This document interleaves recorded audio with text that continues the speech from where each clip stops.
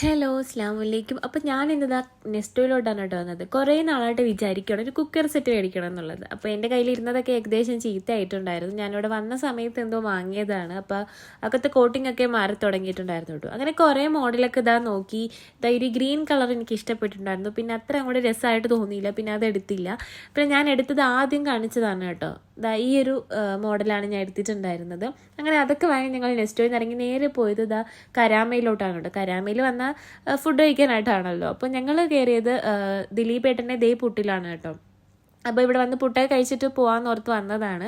അപ്പോൾ ഞങ്ങൾ ചെന്നിരുന്നപ്പോഴത്തേനും ഇതാ ഞങ്ങൾക്ക് കട്ടനൊക്കെ തന്നിട്ടുണ്ടായിരുന്നു കേട്ടോ.